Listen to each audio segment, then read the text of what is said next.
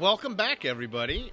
Andrew Kircher here for our Thumbcast. This is something I'm always excited. You know, this is episode 2 of our podcast. If you haven't checked out episode 1, you definitely should. But I think episode 2 is always such an interesting thing when you look at any kind of media project, right?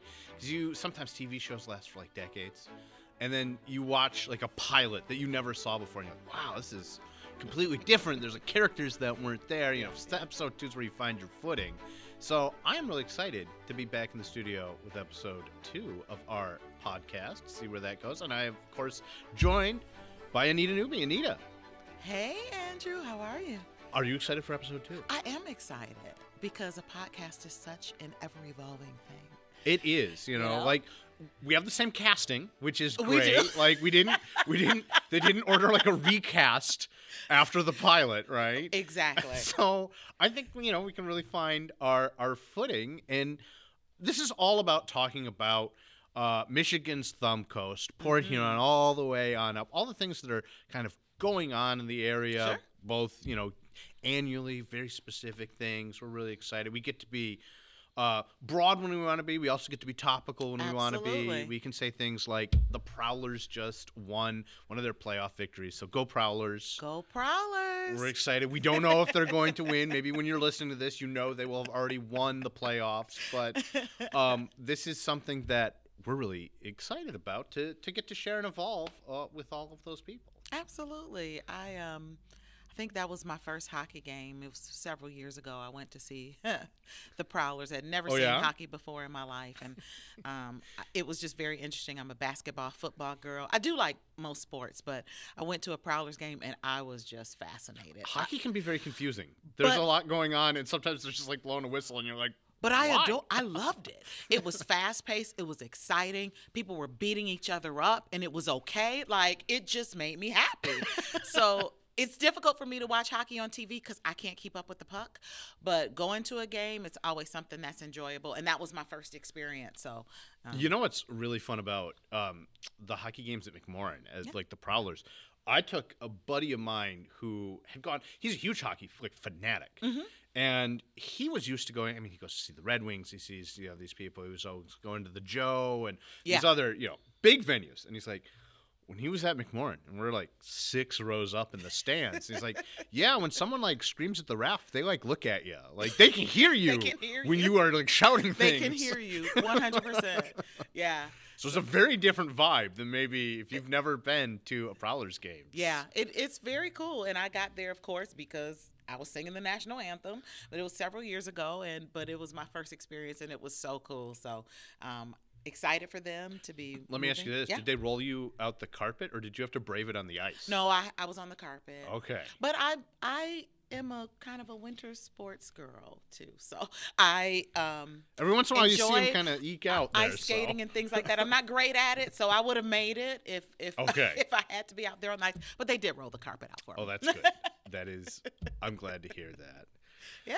So, Prowlers in the playoffs also means that it is spring. It's getting to be kind of the end of hockey season. They've been playing all winter long, but spring is a really fun time in the Thumb Coast area. It's Michigan, so I'm so hesitant to say, oh, the weather's breaking, because tomorrow it could be like hailstones and snow, but it really feels like we have kind of crossed that. We've moved past the, the false spring, the fool's spring. Yes. You get that one like 60-degree day in February, and everyone's like, all right, I'm done with winter. But I don't think we're going back at this point. I will boldly make that prediction. Yeah, and it's pretty cool because by us being in the area that we are, the beautiful water and all of those things, it begins to come alive in a different way. Not that it's ever dead, but it comes alive in a different way, and a lot of activities and a lot of outdoor things to participate in. So it's really cool. Whenever I have had to try and explain, and this hasn't happened too many times, but a couple times I've tried to explain the concept of like relativity to someone. I think one of the examples I always love to use is like 60 in March versus 60 in September. Feel very different.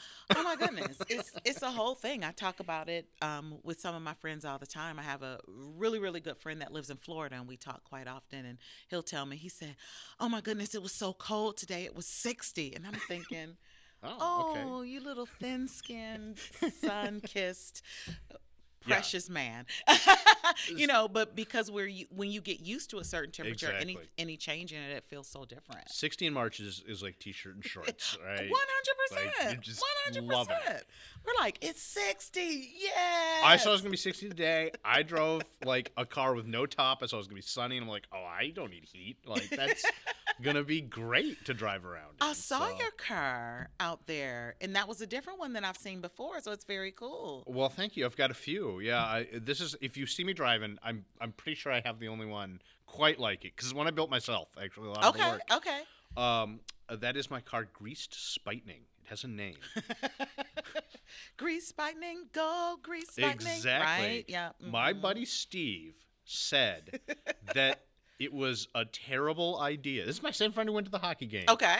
When I saw the original, like frame and engine, it was sitting in a field in Flint for like $1,000. This was a couple of years ago. Okay. I showed him pictures of like the Facebook Marketplace listings. Like, that's a bad idea. Don't do it. Don't do it. So I said, okay, and then bought it the next day. And then finished it in secret over like 9 months. Like, didn't say a word to him until we went to a car show, and like there it was. Because I've got a couple old cars, it's my hobby, and so he knows like I had my Packard, and it was like parked next to it, but he just thought it was somebody else's. He'd never seen it. Sure. Until I walked up and I had a big sticker that I got, a die-cut sticker with his face on it, and a big like no cross through it, and above it says no Steve's. And I just slapped that on the side. I'm like, this is my no Steve's car. And he's like, this is yours? He's going to appreciate this story. Right. So everybody else, like his wife, I was like, oh, would you like to go for a ride? She's like, I would. I was like, boy, you never told me it was a bad idea. So you are allowed in. Yeah. So that's just a really cool thing in Michigan in general, and even in this area. When the weather breaks, people start pulling out those classic cars, those vintage cars, or the things that they just didn't want, those Corvettes, those Mustangs. You don't want that touching the slush. Want to touch the snow. And, you've got a small window here in Michigan when you can drive those beautiful vehicles. But I think that's one of the things that starts to happen when the seasons break is we start seeing a lot of car shows and things like that. And it sounds like you've been involved in some of those. Absolutely. I have loved, my whole family has been. I have found like footage from my first car show was like 1990, like being carried around. Wow. As a wee little baby. That whole summer I was No already one going was to car carrying shows. me in 1990, just so you know. Well, I'm 5'2", so you probably can still carry me now, so maybe. I take that back. Maybe so. Okay, go ahead. Well, yeah, so I've been going to car shows a long time. My grandfather kind of got me into it, and he's got a bunch of old cars. I mean, he has some old stuff, like a Metz and a Model T, and like Metz is a company that went out of business in 1920. Nobody's ever heard of, no idea. Metz, right? It's just a team to me. So sports team. right. Yeah. Mm-hmm. So this is really fun to get to go to those. I think that Michigan has so many because we've got that car culture ingrained in us. We've got the car culture ingrained. It's pretty fabulous, and I realize traveling a lot of other places, the things that are very normal, I'm looking for people to cruise down, Gratiot or cruise down Jefferson or wherever, you cruise. Yeah, and they're like, what do you mean you want to cruise? Like, where do you want to go? What are you talking about? What are you doing? So I think we even have some of those shows coming up in this Thumb area. Yeah, so there are some that are tried and true. Like, I know one of the big ones that I look forward to every year is big ones like the Main Street Memories Show. That's the one like I remember the most. That one, this year it's going to be back in downtown, like on the street. It had been down kind of like Desmond Landing, that area for a few years. But it's going to be on... Yeah, because they'd get 700-800 cars. Sure. And if you think about 700-800 cars on like military, that's more than that's military in Huron. They're going from Glenwood to Griswold. I mean, that's the whole length of downtown. Yeah. Bing, bing, bing, bing, bing, bing, cars after cars after cars. So that's a big one. That's one of the biggest ones. They have a car show in June up in Fort Gratiot that usually coincides with, like, it's in the mall parking lot and there's a carnival. That's another annual one. But then sometimes, like, new ones pop up. And this year, they're doing a new one in May. It might even be, like, a kickoff to the season over at the Wrigley Center. Yes, I heard about that. Are you going to participate? I think I might. I might have to see, if I can get the, weekend off, and I got kind of my schedule isn't always a little bit of flux, but that's definitely my kind of scene because it's going to be like an indoor-outdoor car show and a little bit smaller. So I don't know if they're going to be Sure. more selective. And I don't want to sound like I am like a car show snob, but I do sometimes Are you a like car show snob? sometimes a little bit.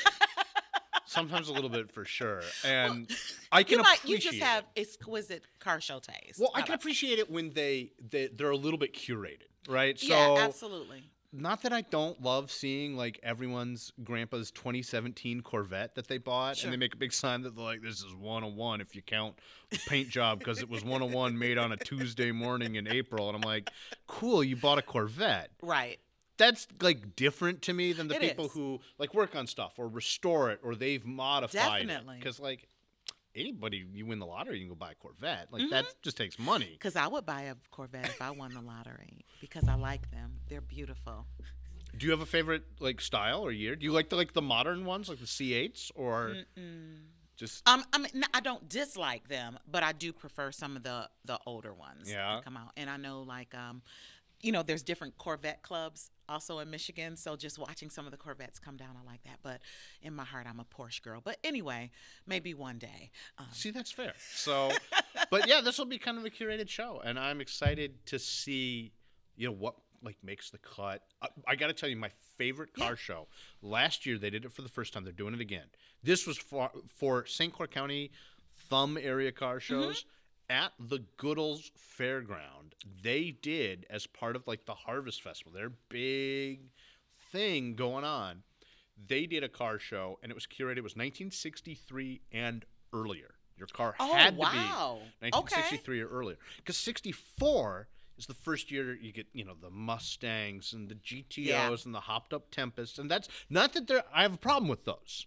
Sure. But they do tend to like dominate car shows. Got it. They become like the bulk of what you see because people love muscle cars. So Yes. if you limit it to 1963, you get some more interesting things coming A little more variety, probably some unique things that you don't see on a regular exactly. basis. I Yeah. saw at that show what I think was one of my favorite weird car things, because you have to be like really into old cars for this rather than muscle cars. A guy brought his Marquette. Marquette was a companion car to Buick. Okay, I'm like, I have no They idea only what made that them for is. 1 year. I think Marquette is a city in Michigan, Yeah. but okay. So there was a Marquette, and somebody else brought a LaSalle, and they're like next to I each remember other. LaSalle. Yep. Yeah, they're these like weird know car about those. companies that went out of business like 90 years ago, and you never see those. you Yeah. know? Oh, So man. I'm excited for that one, that pre-1963 show. I'm going to probably take it again. I have a 1958 Packard. Okay. And that's what I like to enter, because it's another like Nice. oddball.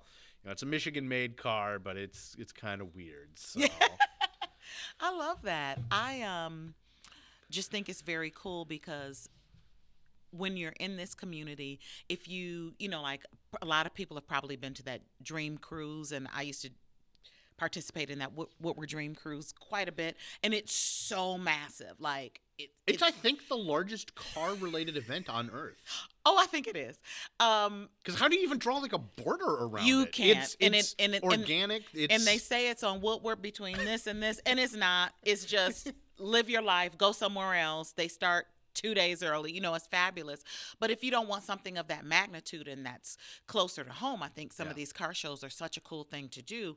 Especially, I think it's also cool for younger children, because I've seen a lot of, young boys and young kids who are getting interested in vehicles to see some of the history and to learn about it. So it can be entertaining as well as educational, and I think it's just a cool thing. Well, they really build on some of these as like family events. And one of the other cool shows around here is in August. Kind of, it's not necessarily the end of the season, but it's one of the towards the Because dog in days. September we could get snow here Right. in Michigan, so you need to wrap it up. Well, once the kids are back in school, it's a little bit different. But in Absolutely. August, they have the Hot Wheels show in Marysville. Oh, okay. Which has really grown. They have really cool musical acts, and I think as many people are coming for some of the musical acts, it's lots of like rockabilly people, surf music, and some pretty big acts. They've had like Reverend Horton Heat and the Surfragettes, and some of these people that are like, hey, they're like that's very nationally cool. known. Absolutely. And they also will bring in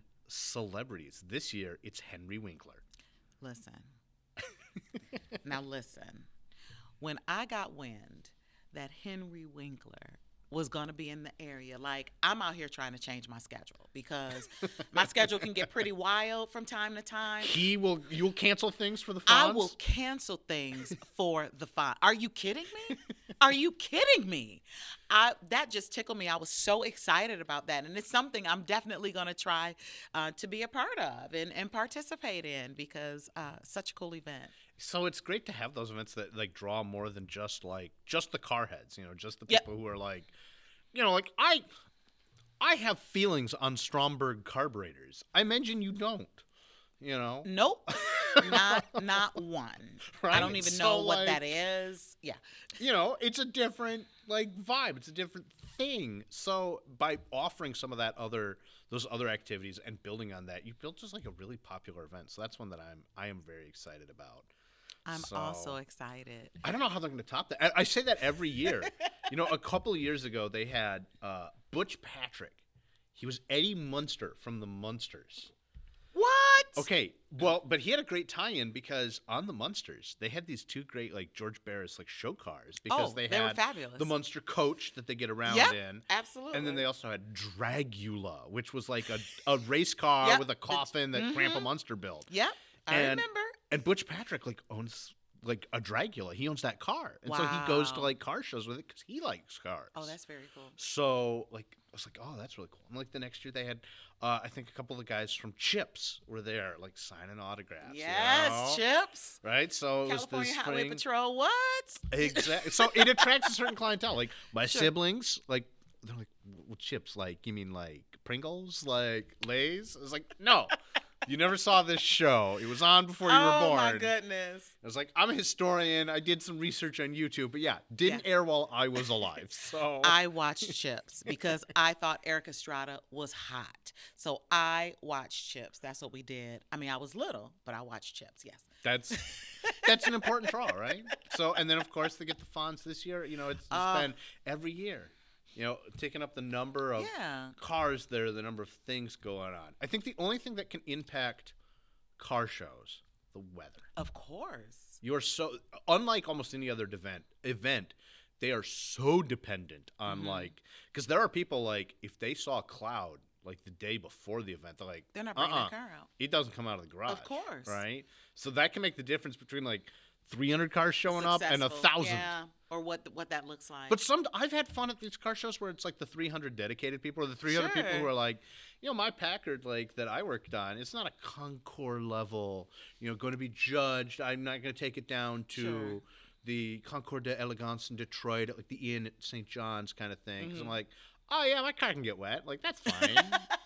It's really not that big of a deal. Yeah. And so sometimes that also creates a very self-curating, the people who don't care if their car gets a few drops of rain on it, right? Right. It's going to be different.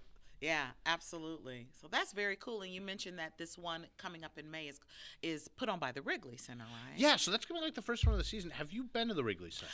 I have not, but I have to tell you. So I was out. I was on a contract, and I was gone for a long period of time. So maybe I might have been gone 8 or 9 months. And I came back and, I come down that strip and I was like, what is this? What's going on?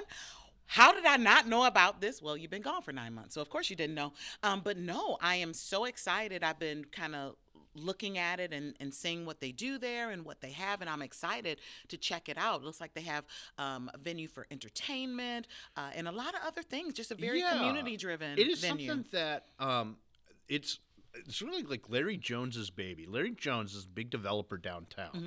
If you are in a building downtown, there's a coin flip that he owns it, right? Pretty good chance. So he's really invested in the area. And this has a combination of both. They named it Wrigley for the old Wrigley grocery store that was right? there, Yeah. Right? A lot of other. You can kind of define your generation by what you called that building. Was it the old Wrigley store? Was it the old Art Van? Like you do with Sperry's, how they. Yeah, right. Absolutely. So it was that question because me it was it's the old Art Van. Because that's what it was. And so it was empty. And obviously, you don't want, empty buildings downtown. Not in the heart of a downtown. It's so hard to fill them. So when he came along with this kind of mixed-use area where you were going to have a combination of condos on one end, And the condos, it's kind of funny to me. Like, I like them. You know, they're okay looking. It's a pretty classic, like, 5/1. I think Sure. it says a lot about how disattached Port Huron is from maybe, like, larger Metro Detroit, because those are pretty common in, like, all of Metro Detroit. Sure. This 5/1 where you have, like, a storefront and then 4 stories Yep. of apartments. That's kind of has been the way for a while. Port Huron gets its first one, and it looks very, very new compared to everything else. Of And like, course. yeah, but you know, like you could have seen one of these like 20 years ago in Ann Arbor. But you know, Yep. architectural things take a little while to spread Absolutely. out. So it's neat to see like one of those and that mixed use, that higher density for a downtown. And then there are a whole bunch of businesses. There are a bunch Yes. of restaurants that have Love gone it. in. There have been a couple of different storefronts and some that are directly tied to kind of the Wrigley brand, but it all kind of works together because they've got, what is there? There's an arcade. There's Yes. a golf simulator. Mm-hmm. There's going to be Mount Wrigley, which is a rock climbing Okay. area. I've been trying to rock climb. I enjoy it, and I've done it a couple times. That's kind of hard to do in St. Clair County or Yeah. anywhere in the Thumb. We don't really Yes. have And much to climb. And I really want to get back into that because I love it. I enjoy it so much. So that'll be very cool. And I also saw that they have something called, I don't even know how to pronounce it. I don't know. It's bowling with an F. So I don't know if it's Bowling. Bowling. Bowling. That it's like a combination of football and bowling. Oh, I have to check that out because that sounds exciting to me. Yeah, so yeah, you got the football links because they got a huge room. I mean, a couple hundred people to pack in Yeah. there. And I think they're going to be one of the new focal points of downtown where we see a lot of events that are. I know they did like Chili Fest there. Mm-hmm. Chili Fest happens in January. You talk Yes. about cold weather, Yep. unpredictable weather, maybe weather that people don't want to spend maybe hours and hours outside. Sure. That gives people an indoor area Mhm. to work with.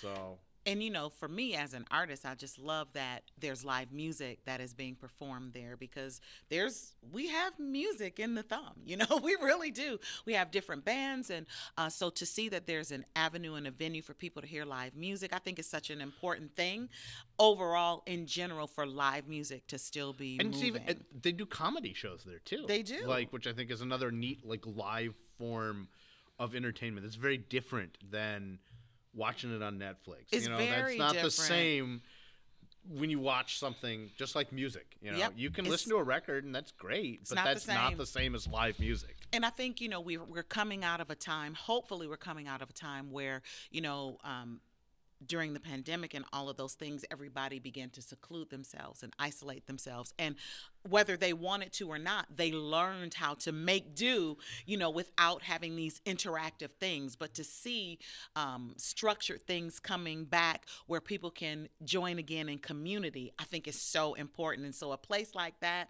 giving artists a place to do what they do and people a chance to experience it, and then we can throw footballs at bowling pins. I mean, Right. what's not to love? And you're gonna, and I can get food as well. It's what's not to love. So I'm excited. I'm very excited. I haven't been there yet, but I will report back when I go because it's on my list. You got to check out some of the food there. They had a number of different amazing food options. Sure. You know, it first opened. I think they're gonna. Some of it might have been by design. Some of it may be a little trial and error, like any kind of big project. You're gonna see what works, maybe what doesn't. Yeah. Because I know I was really excited. They had a like Vietnamese themed restaurant for I don't know all of a couple of weeks, and that Listen. like, you know, so Vietnamese food is one of my favorites.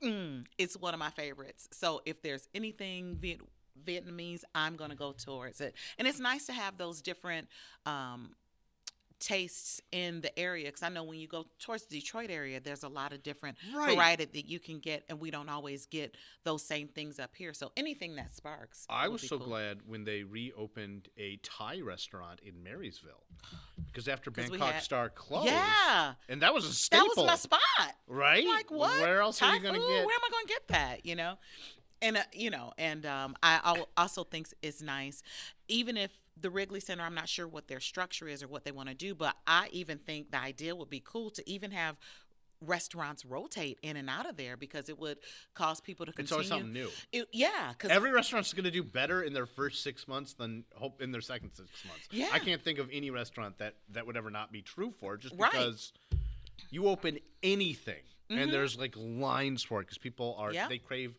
the new, the novel. Of course. And if we have variety and we know that we'll be able to see something different, that will be cool, And those places that are going to be staples, that'll be great as well. But I'm definitely excited to get down there and to see. And, any place that's thriving, it helps the businesses around it.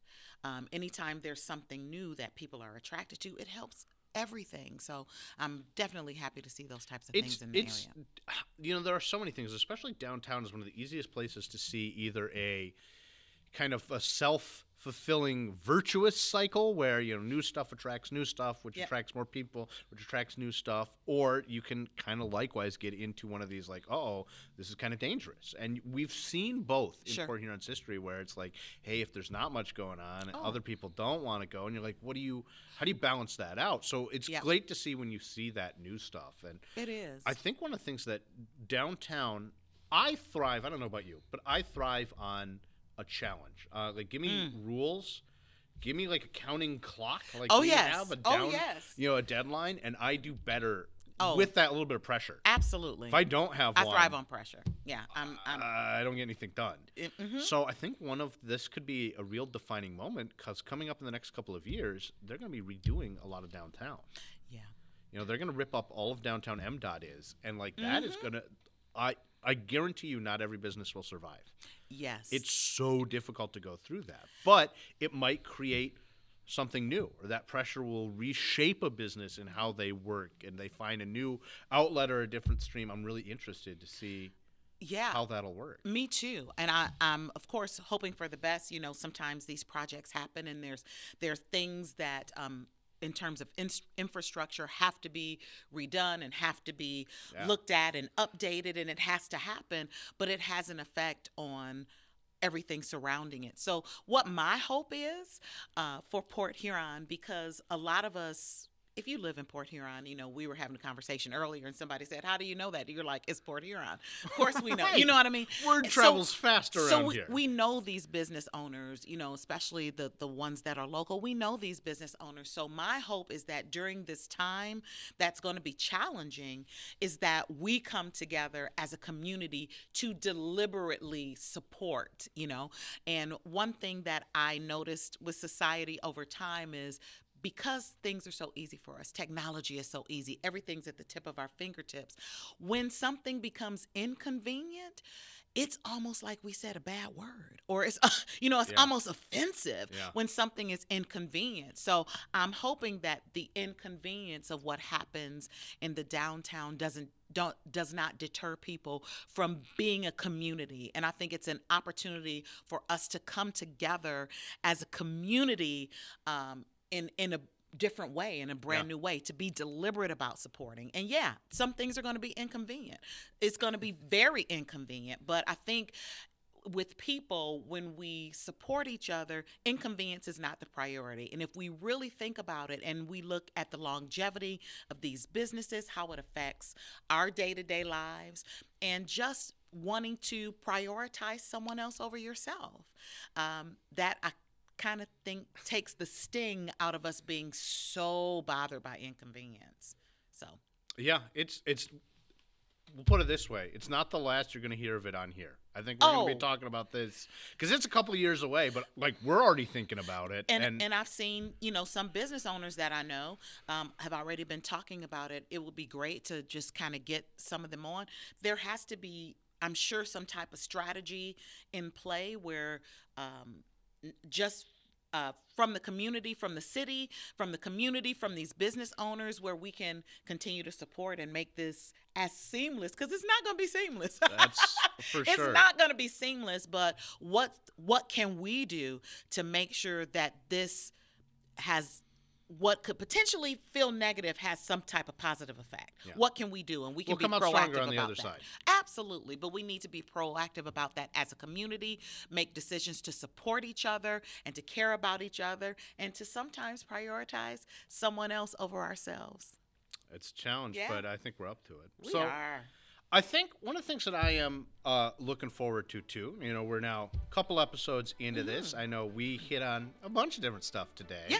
And we're always talking about, like, what should we talk about? I know we would love to hear back any, people want to comment, shoot us, a message or an email. We want to see that stuff. Oh, my goodness. I'd love to see some comments and what people are interested in and if they have any great ideas, because that would be great. We got takes on just about everything. You may not have a take on the Stromberg carburetor, but I do. I appreciate and I bet you there's carburetor. plenty of things that you got takes on. And so we want to share those, and we want to know what you folks want to hear us talk a little bit about. We got some guests that might be lined up for some future episodes, and let us know. Yeah. So I think that about wraps things up for us today with this. We had some good coastline conversations. We definitely did. Always a fun time talking to you, Andrew. It is always a pleasure, and we hope that you folks at home enjoyed this as well. We, again, want to hear from you. Let us know, and we'll be back for more. Yes. See you next time. Until next time.